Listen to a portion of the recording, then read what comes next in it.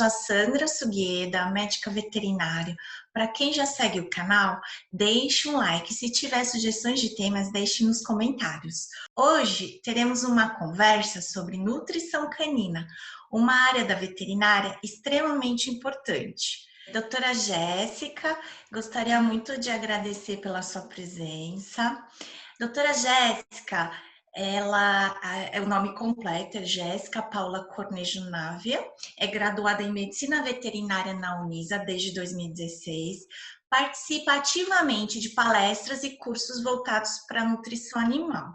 Atua em clínica geral de cães e gatos, presta atendimento em domicílio na zona sul de São Paulo e atende alguns consultórios prestando orientação nutricional de cães. Gostaria de agradecer a doutora Sandra, né, por esse convite aí super especial, né, fiquei muito lisonjeada de estar participando e tentar disseminar cada vez mais o conhecimento, né? O Facebook dela é @vetjessicanavia, Instagram é @vet_jessicanavia. O ponto central desta entrevista são os pontos mais relevantes em se tratando de alimentação natural. E o que motivou fazer essa entrevista? A gente tornar acessível informações sobre nutrição em cães, pois nem todos podem ter acesso a informações tão específicas de uma área tão importante. Um tema bem discutido atualmente é a alimentação natural, que tem gerado bastante dúvidas. Houve uma época em que eram diagnosticadas inúmeras patologias decorrentes de má nutrição, por exemplo, o raquitismo. E após o avanço do mercado pet, se tratando de nutrição, muitas pesquisas e investimento em rações de melhor qualidade, essas doenças diminuíram marcantemente. Mas agora, muitos tutores optaram por dar alimento natural, mas se não for corretamente balanceada, poderá acarretar prejuízo aos pets. Eu queria que você pudesse definir para a gente a nutrição veterinária, né? Você fazer uma definição geral. Bom, a nutrologia, o próprio nome já diz, que é o estudo da nutrição, né? Então, como é que os nutrientes agem no organismo dos animais, seja num organismo saudável como um organismo já doente, né? Então, hoje em dia, uma parte da veterinária que está sendo bem discutida, né? Muitos tutores estão procurando aí o que é melhor e o que é mais saudável para o seu animal. E quando que o tutor deve procurar uma consulta nessa área de nutrição animal? A maioria dos tutores estão recorrendo às redes sociais, né, para estar se informando e deixando a veterinária como última opção, né? Então, eu sempre recomendo que a maioria dos tutores procurem uma veterinária, sua veterinária de confiança, para saber qual que é o momento certo, às vezes, de estar ou entrando com ração, alimentação natural e é claro, né, procurando uma veterinária que preste orientação nutricional. Então, assim, o momento certo para a gente procurar uma profissional é quando a gente tem dúvidas, né? Então, antes de a gente só ver sites, é tentar averiguar se aquelas informações são verdadeiras. E nada melhor do que um profissional para estar explicando com muitos detalhes para você cuidar da saúde do seu animal. E você pode falar de modo geral como que funciona a sua consulta? Então, a consulta de nutrição, basicamente, não muda muito assim na parte de clínica geral, né? Então, o tutor, quando nos procura, a gente acaba fazendo anamnese, quanto mais detalhes, melhor. A gente tenta focar um pouquinho mais na parte de nutrição, saber o que o animal gosta de comer, o que ele não gosta de comer, se ele pratica atividades físicas, né? Aí, a partir disso, a gente vai para o exame clínico, fazer a ausculta pulmonar, a frequência cardíaca, ver a temperatura, enfim. E aí, na parte de nutrição, o mais importante também é a pesagem, né? Para a gente poder fazer uma dieta para aquele animal. E também fazer as medidas da circunferência abdominal para fazer o cálculo da porcentagem de gordura daquele paciente. Agora eu separei várias perguntas assim que são feitas na rotina e aí a doutora Jéssica vai responder. A primeira pergunta é: qual a melhor definição de alimentação natural? Alimentação natural o próprio nome diz, tentar ser o mais natural possível. Então, é descascar mais e desembalar menos. né? Livre de conservantes, livre de corantes, que são substâncias que são prejudiciais para a saúde do seu animal. As pessoas confundem muito a alimentação natural com a alimentação caseira? Confunde.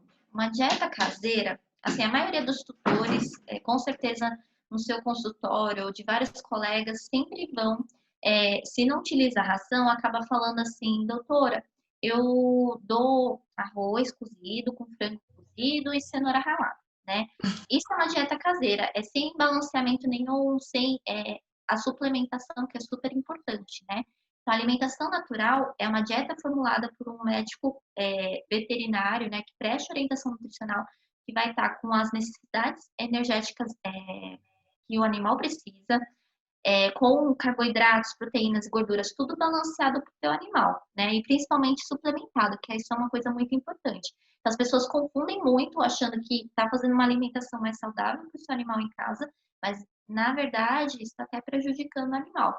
Só isso por um tempo, não tem problema. O problema é a longo prazo. Quem come essa alimentação de arroz, frango ou carne moída, né, que é bem frequente, e a cenourinha.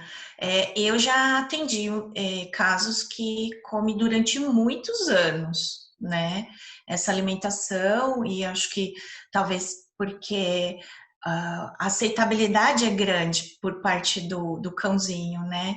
Então, às vezes a pessoa realmente, ultimamente as pessoas estão confundindo demais o conceito de alimentação natural com comida caseira. Agora eu vou fazer a terceira pergunta. Quais são os principais benefícios da alimentação natural? Se você pode citar 3 pontos de vista que você considera mais relevante. Então, a alimentação natural, os 3 benefícios, assim, seria, a primeira delas é individualizar o paciente, tá? Então, você consegue montar uma dieta quando o animal, às vezes, apresenta várias patologias, né? Várias doenças ao mesmo tempo. Então, por exemplo, um animal que tem diabetes e está com urolitisa, que seria cálculo na bexiga, por exemplo, por fosfato triplo. Então, a gente consegue montar uma dieta para tentar dissolver esses cálculos e também, ao mesmo tempo, não prejudicar a parte da diabetes, o que não ocorre nas rações. Então, quando a gente vai lá, por exemplo, na parte lá do pet shop, vai ter várias rações específicas para diabetes, para urolotíase, doença renal. Então, a parte da alimentação natural, com os melhores benefícios, a gente tenta montar uma dieta específica para o teu animal. A segunda coisa que seria muito boa é que ela é bem palatável, então tem bastante aceitação dos animais. E a terceira coisa é que ela é saudável, né? Então, livre de conservantes, corantes, então isso é muito bom. E aí eu vou falar agora, eu vou fazer uma pergunta que é relacionada à ração versus alimentação natural. Você pode pontuar alguns prós e contras, tanto da ração quanto da alimentação natural? Claro. Então, assim, o que temos a favor em relação à ração é que ela é muito, muito prática. Então, a gente acorda lá, vai estar o potinho do animalzinho, vai acrescentar os grãozinhos e pronto, ele vai se alimentar, né? Então, a praticidade é um dos pontos favoráveis diante da nossa rotina, né? Seja no Brasil, no mundo inteiro, né? Temos uma rotina muito, muito corrida, né? Trabalhando e cuidando de filho, então isso é muito prático quando a gente fala de tentar alimentar o seu animal. O que nós temos contra a ração é, em primeiro lugar, que a ração ela é cheia de carboidrato. Então, estamos lidando principalmente com a obesidade, né? Então, se você não dá a quantidade correta oferecida pela ração, os animais estão ficando muito obesos por conta do excesso de carboidrato. E a segunda coisa é por conta também da presença de conservantes. E assim, se tiver uma ração inferior, ainda tem a presença dos corantes. Então, essas duas substâncias são extremamente prejudiciais, né? Se você pegar na embalagem do seu animal, vai ter lá a presença de conservantes como o BHA, o BHT, que são 2 conservantes que já são excluídos aí da nossa alimentação humana por conta de favorecer, às vezes, crescimento de câncer, né? Desenvolver o câncer, melhor dizendo. Então, a gente evitando esses tipos de substâncias, o seu animal com certeza vai ficar muito mais saudável. Então, essa é a parte do a favor e contra da ração.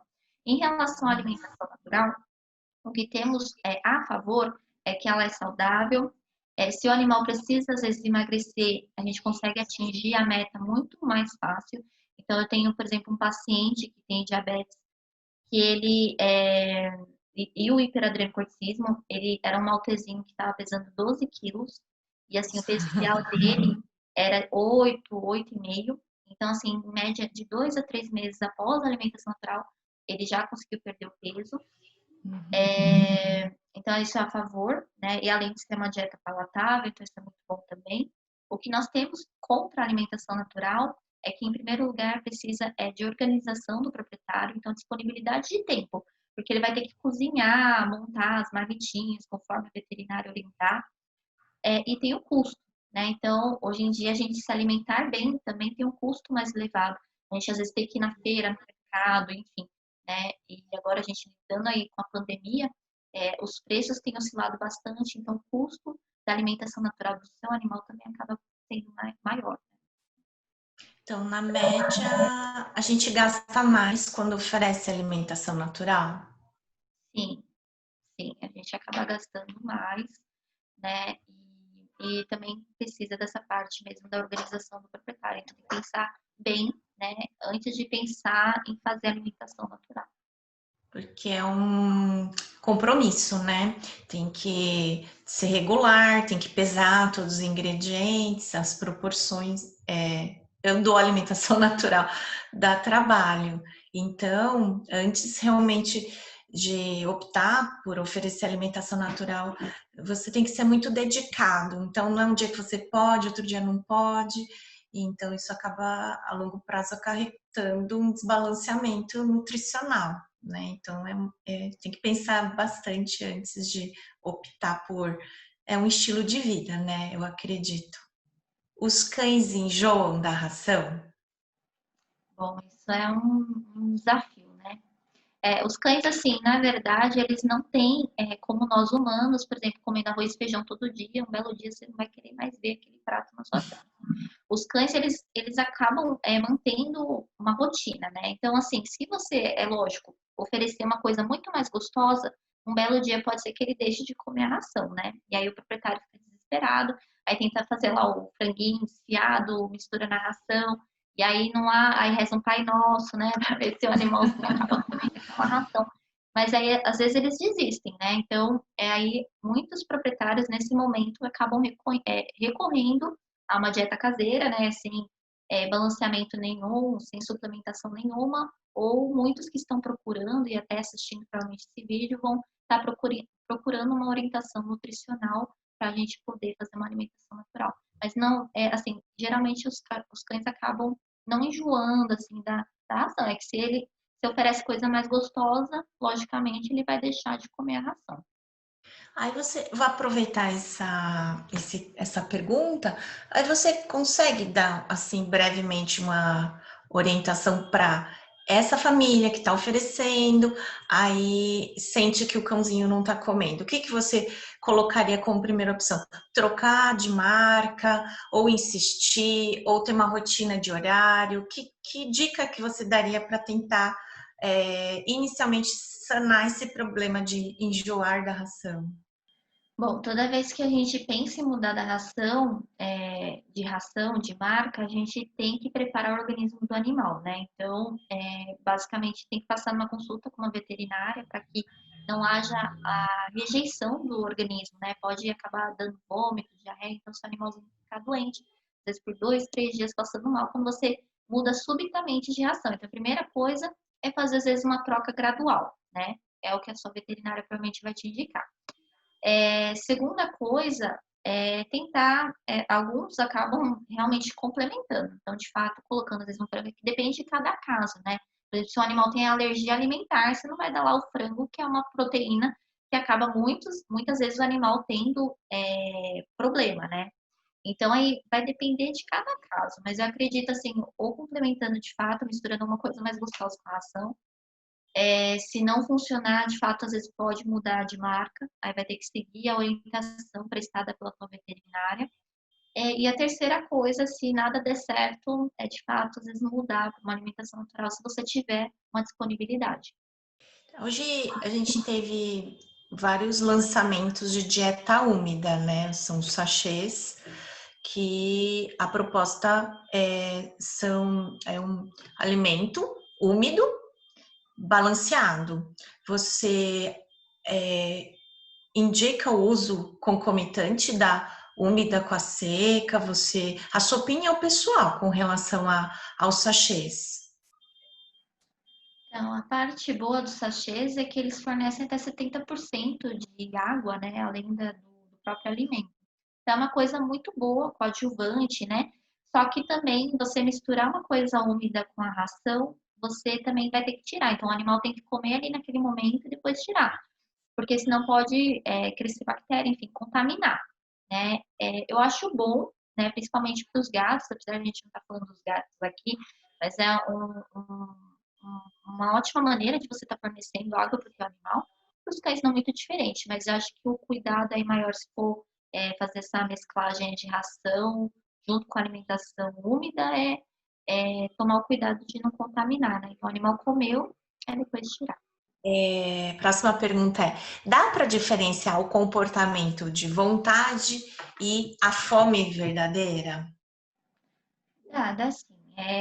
Assim, a imagem clássica, por exemplo, do teu golden do labrador. Se você colocar um biscoito diante dele, ele provavelmente vai abanar o rabinho, vai começar a salivar, né, por conta do contato visual que o animal está tendo, da expectativa dele ganhar aquele petisco. Então, aquilo ali é uma vontade, ele está com vontade de ganhar aquele petisco e comer. Quando o animal tem fome, ele está tentando saciar o organismo dele, né, para obter a energia. Então, é uma coisa fisiológica dele, né? Então, mesmo que nós tenhamos o sistema ali nervoso, o sistema endócrino também, que acaba agindo para tentar obter a energia do animal e ele precisa comer. Do ponto de vista de fisiologia, né? Acho que voltando assim na etologia do cão, ele aproveita o momento que ele consegue ter acesso ao alimento, né? Então ele come o quanto ele aguenta, né? Porque pode ser que depois de um período ele não tenha acesso ao alimento. Então os nossos cãezinhos trazem isso dos antepassados, esse comportamento, mas eu acho que eu percebo que tem cãezinhos menores, os pets, que como convivem muito perto das pessoas, eles ganham uma variedade gigante de alimentos. Eles têm contato com alimentos diferentes, então eles se tornam mais seletivos. Então, não é tudo que ele aceita, né? Mas parece que tem raças que o labrador é o que vem na cabeça, que tudo que você der, ele vai aceitar durante o dia inteiro, né? Mas aí também complementando a questão da fome, tem alguns animais que têm um apetite exacerbado, né? Que a gente pode chamar de polifagia. Isso pode ser um sintoma também de alguma doença Legal. endócrina associada, né? Então, por exemplo, a diabetes, o hiperadrenocorticismo, né? Que são duas doenças que acabam mexendo com a parte hormonal e o animal acaba, tipo, comendo, comendo, comendo, comendo. Você joga lá a ração, a alimentação natural, ele come tudo, limpa o prato. O que você der durante o dia, ele vai comer. Né? Então, se o seu animalzinho tiver, por exemplo, esse sintoma, é bom você estar procurando uma veterinária, né? Para poder, às vezes, fazer o diagnóstico, se não está tendo alguma doença por trás, ou se ele acaba sendo guloso mesmo, né? Eu acho que importante falar, às vezes você conhece seu cãozinho, né? Tem ele desde filhote, ele jovem, e ele tinha uma média de consumo. De repente, ele passa a consumir, buscar alimento toda hora, né? Então, existe uma mudança no comportamento. Tinha uma ideia de quanto que ele comia por dia e passa a pedir o tempo inteiro, né? Junto a isso, se for uma doença endócrina, a gente observa aumento de consumo de água também, né? Então, acho que é observar a rotina, o que mudou, e realmente aí é uma dica muito importante, é o aumento de consumo exagerado de alimento. Agora eu queria te perguntar o que precisamos saber antes de trocar para alimentação natural? Bom, a primeira coisa é pensar financeiramente se você tem essa possibilidade, né? Como eu já disse, o alto custo da alimentação, né? Então, por exemplo, um labrador, um golden, às vezes vai precisar comer, às vezes, 1 quilo de comida de alimentação natural por dia, né? Então, tem que pesar financeiramente se existe essa possibilidade para você estar executando esse cardápio para o teu animal. A segunda coisa também é a questão de também ter que pesar, fazer o preparo da alimentação, então você tem que se planejar. E a terceira coisa que acaba acontecendo bastante na minha rotina é que quando a gente monta a dieta, às vezes o proprietário some do consultório, né? Então ele vê que dá muito certo, e aí o animal às vezes engorda ou perde peso, então às vezes muda totalmente o cálculo da questão do cálcio, do fósforo, enfim. Né? Então a gente tem que manter uma regularidade também com a veterinária. Então, se ela orienta, por exemplo, ó, você tem que voltar a cada 6 meses, é importante você estar voltando, porque em 6 meses, às vezes, o animal pode apresentar outro tipo de doença, ele pode engordar ou emagrecer, enfim. Então, é importante também você acabar se planejando e saber que vai precisar fazer retorno lá com a sua nutricionista, né? Então, é importante manter essa rotina, né? Então, acho que são os três pontos, assim, principais que a gente tem que pensar quando fala de alimentação natural. Uma outra pergunta é a respeito de suplementação, uma vez que toda alimentação natural ela precisa ser suplementada. É extremamente importante, tá? Então, por quê? Porque se a gente oferece, às vezes, aquela dieta caseira lá, que eu dei de exemplo lá no começo, que era o frango com arroz e cenoura, a gente está oferecendo, às vezes, uma quantidade muito rica em fósforo. O organismo interpreta aquilo como, meu Deus do céu, né? Ele manda um sinal lá para o rim e ele fala, olha, tem muito fósforo no organismo, a gente precisa eliminar isso fora. Então, ele dá um sinal, né, no sistema nervoso pedindo para retirar o cálcio dos ossos. Né? Então, aí, nesse momento, a gente acaba, às vezes, desenvolvendo algumas doenças, como o raquitismo, o hiperparatireoidismo secundário. Então, é extremamente importante a gente estar suplementando. Eu dei um exemplo aí, principalmente do cálcio e do fósforo, mas existem as vitaminas, né? Vitamina A, vitamina D, enfim. Então, a gente precisa precisa suplementar por conta de dar esses problemas, às vezes, no organismo do animal. Então é grande responsabilidade de ter Essa parte acho que de suplementação é primordial, né? Então vai ter carência, né? Ou excesso, caso não seja monitorado, né? Sim, é importante a gente estar suplementando, né? Mas tem que ter uma orientação veterinária mesmo, porque cada dieta vai mudando, né? Cada Uhum. paciente vai mudando, a necessidade dele vai mudando. Então não adianta a gente às vezes comprar lá um suplemento É. na casa de ração ou no pet shop, porque não vai adiantar. Então é importante, principalmente, a gente estar procurando ajuda, né? E tirando as suas dúvidas, principalmente com o veterinário. Para dar um exemplo, né? Se você tem 2 cães na casa, a necessidade de cada um vai ser diferente, né? Porque a dieta e mesmo a suplementação ela vai ser direcionada para cada cachorrinho, né? Então não vai conseguir dar a mesma dieta, alimentação natural, ela vai ser específica e personalizada, né? Com relação à conservação da alimentação natural, quais os cuidados que a gente tem que ter para evitar a contaminação do alimento? Bom, no começo, assim, no preparo em si, é basicamente igual nós humanos, né, para evitar as contaminações. Então, principalmente lavar os legumes, as verduras, né, evitar colocar em superfícies sujas, lavar as mãos com regularidade quando for preparar o alimento para o seu animalzinho. Depois de pronto, né, então depois do cozimento, né, a gente precisa tentar colocar em embalagens individuais, seja em Tupperware, saquinhos herméticos próprios para alimentos, né. Geralmente, quando você deixa um alimento refrigerado, ele pode durar até 3 dias na sua geladeira. Uhum. Quando você prepara mesmo para congelar, ele pode durar até 60 dias, né. Então, geralmente, quando a gente congela, um dia antes você pode estar tirando a alimentação do seu animalzinho e deixar lá descongelando sozinho, ou você pode também estar fazendo em banho-maria, né, e entregar aquela alimentação um pouquinho mais morna, né, mais gostosa para o seu animalzinho. Para esquentar é em banho-maria, né? No micro-ondas.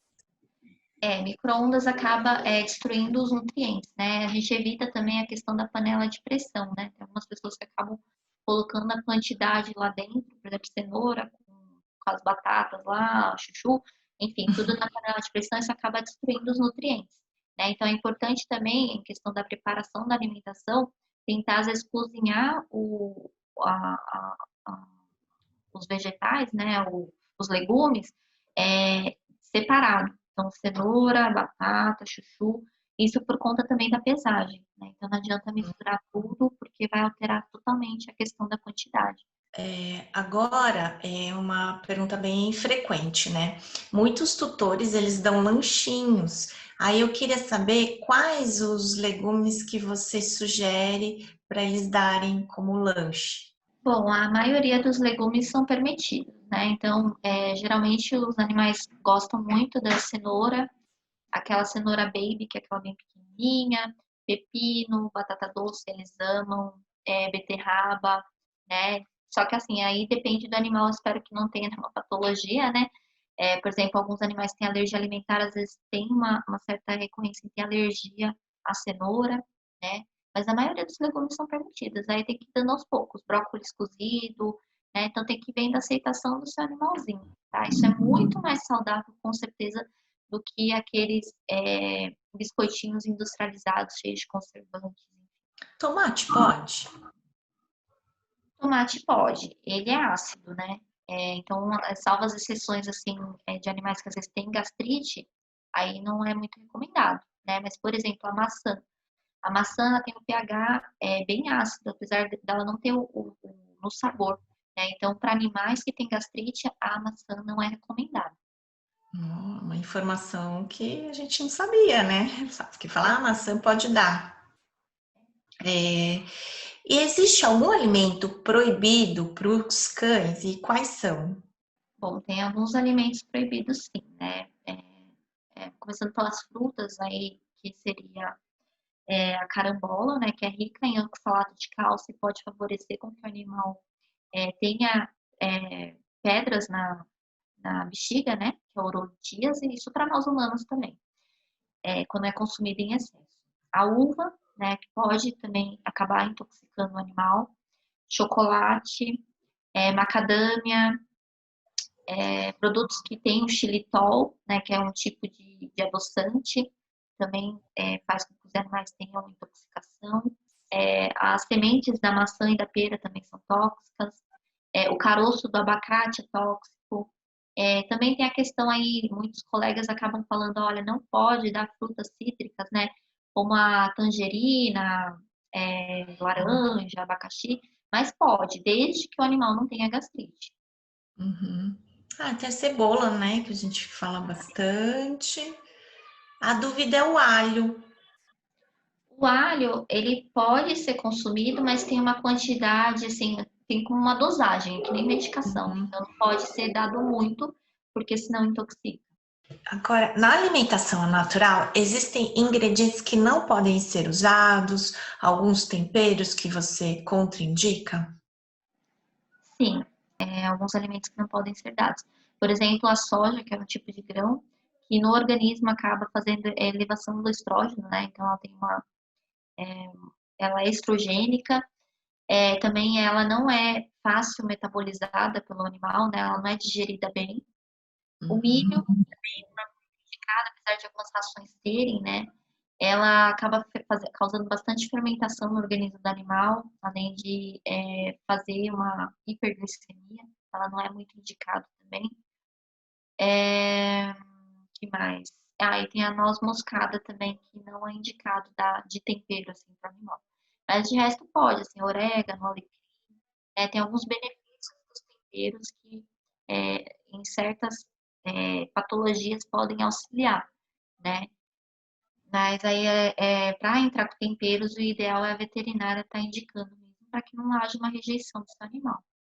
Tá. Então, tem alguns pacientes que você analisa e sugere temperos, assim. Então, pode, dependendo de Sim, algum. assim, por exemplo, animais que têm doença renal, né? A gente acaba tentando driblar de todas as maneiras essa falta de apetite, de interesse pela comida, né? Então, um jeito da gente tentar driblar isso é, às vezes, acrescentando temperos, né? Que vai mexer com a questão do olfato, mas tem que tomar muito cuidado, né? Não adianta lá colocar uma pimenta que aí esse animal pode passar mal, né?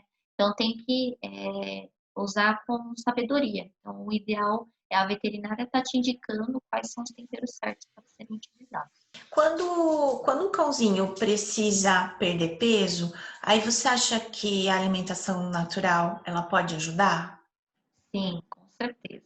É um paciente clássico, aí eu já atendi, acho que alguns animais, assim, principalmente tinha um Dachshund que era muito gordinho, que aí associado à alimentação natural com a, a prática de exercícios, nossa, ele emagreceu muito rápido. E o clássico caso do Maltese aí, que ele tinha diabetes, né, e o hiperadrenocorticismo, ele de 12 quilos foi para 8,5 kg em 3 meses. É super difícil a gente tentar atingir essas metas com a questão da ração, às vezes de obesidade, enfim. Com a alimentação natural a gente consegue, às vezes, acelerar e utilizar os nutracêuticos a favor também, né, como a L-carnitina, que também acaba acelerando o metabolismo para perda de peso.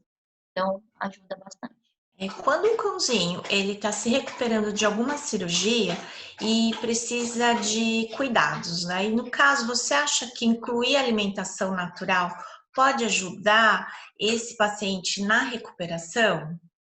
Sim, depende de cada caso, né? Então, basicamente, geralmente, quando o animal está em recuperação mesmo, a gente acaba utilizando principalmente as alimentações úmidas, né?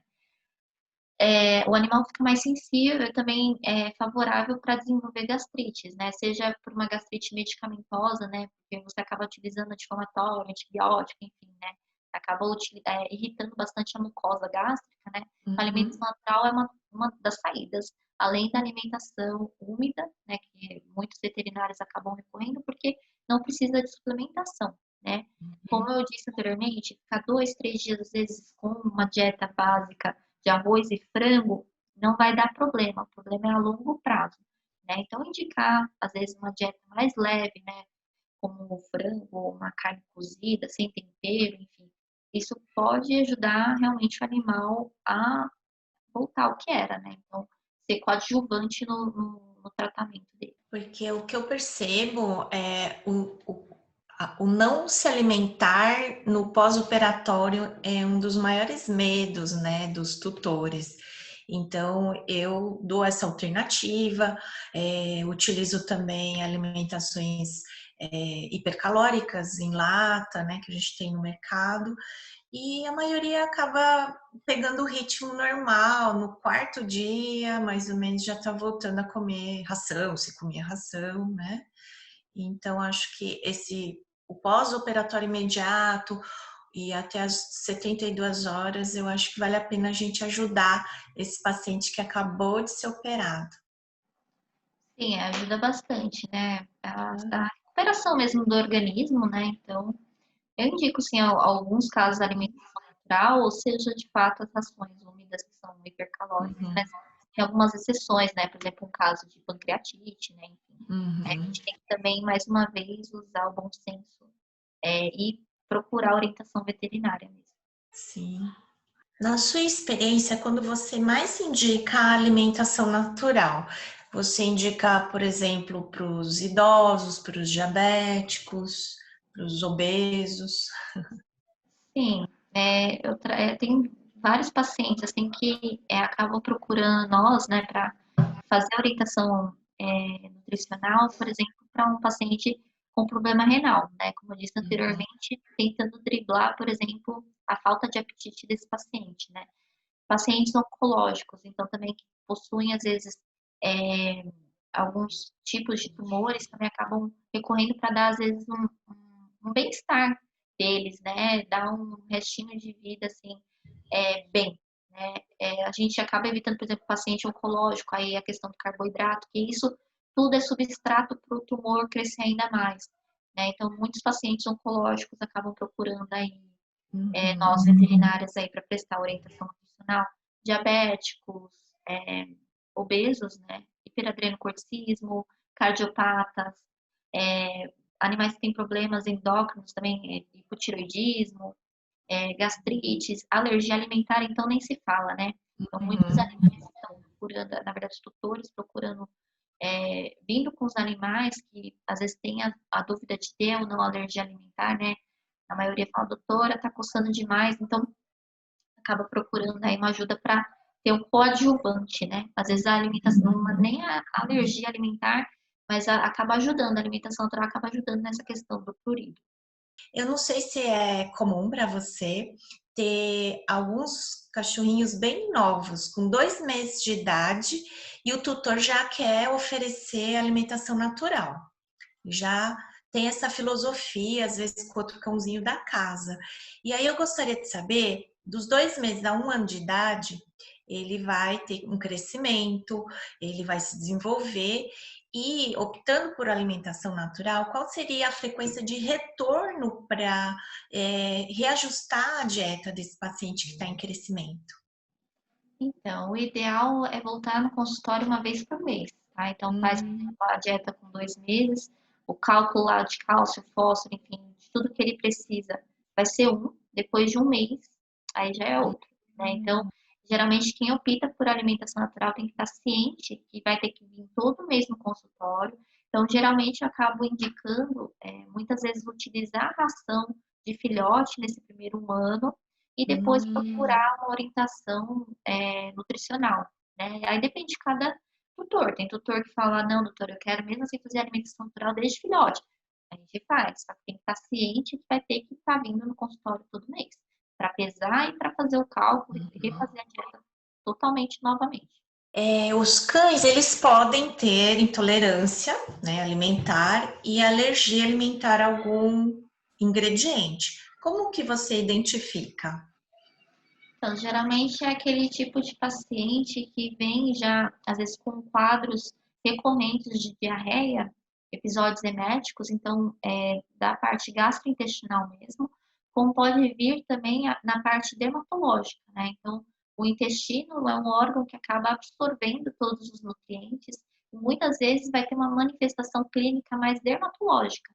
Já tem outros pacientes que têm mais sintomas gastrointestinais, então depende de cada caso. Então, a maioria também acaba tendo também um problema na questão de ganhar peso, né? Então, é aquele animal mais magrinho, né? Então, o momento certo é geralmente quando o clínico geral acaba tendo essa suspeita, então ele vai fazer uma triagem da alergia, né? Então, geralmente a alergia alimentar vem na segunda etapa, então a gente faz meio que o desafio expositivo. Então, em primeiro lugar, é fazer uma dieta com que o animal se adapte. Então, mudando um pouco a proteína. A maioria das rações, por exemplo, são à base de carne, de frango, né? Então, a gente acaba mudando para uma proteína exclusiva. E aí, nesse momento que eu acho que é o maior desafio aí do veterinário nutricionista, é tentar achar a proteína certa. Né? Então, geralmente a gente utiliza carne de coelho, né? Então, muitos tutores torcem o nariz. Ai, meu Deus, coelhinho, né? A outra opção seria a rã, que não é tão fácil, tem épocas do ano que vai ser encontrada. Então, tem tutores, ai, doutora, rã, coisa horrorosa, né? Então, aí, muitas vezes, a gente acaba recorrendo ao peixe, né? A merluza, mas tem paciente que também tem alergia a peixe, né? Então, a gente acaba tentando driblar, a gente monta uma dieta, aí a gente faz uma dieta para, tipo, tentar estabilizar o paciente. Depois disso, quando o animal parou de ter o excesso de problemas dermatológicos ou gastrointestinais, a gente faz o desafio expositivo. Existem alguns exames que tentam detectar o que o animal tem alergia, mas são exames que aqui no Brasil ainda não são tão acessíveis. Né? Então, a gente acaba fazendo esse desafio expositivo. Então, por exemplo, nessa primeira semana, a gente vai dar o biscoitinho lá, que é a base de trigo. Se o animal empipocar ou apresentar sintomas gastrointestinais, ele tem alergia àquele biscoito, né? E aí a gente volta para a dieta e ele fica bem.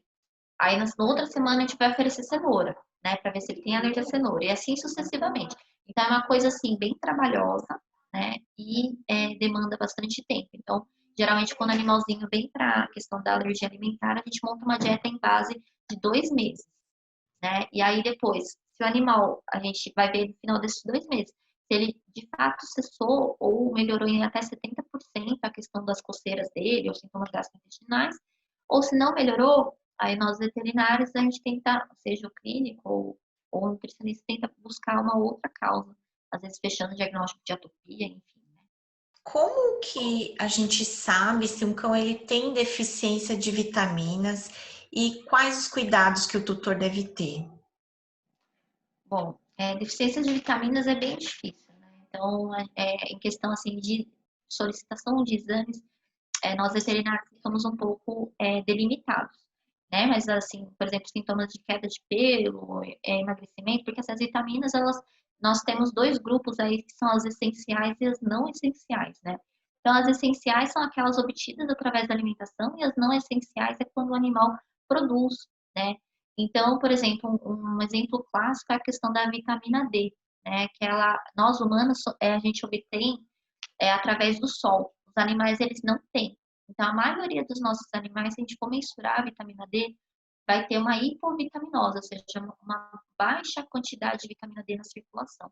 E a vitamina D, ela é um tipo de hormônio também que acaba participando de diversas atividades, né, do organismo. Ela participa até 10% aí da questão da questão do DNA, enfim. Ainda não se sabe muito ao certo qual que é a função da vitamina D no organismo, né? A gente sabe que geralmente, quando tem uma hipovitaminose, o animal fica mais suscetível a desenvolver algumas doenças autoimunes, né? Seja lúpus, e também pode ter uma predisposição a ter câncer.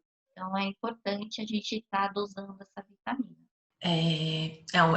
Eu participei de algumas palestras e realmente o papel da vitamina D ela é muito amplo e muito importante. E tem estudos assim que falam que a maioria dos pacientes são carentes de vitamina D e muito relato eles estão tentando correlacionar realmente o índice de câncer em animais carentes, né, na hipovitaminose D.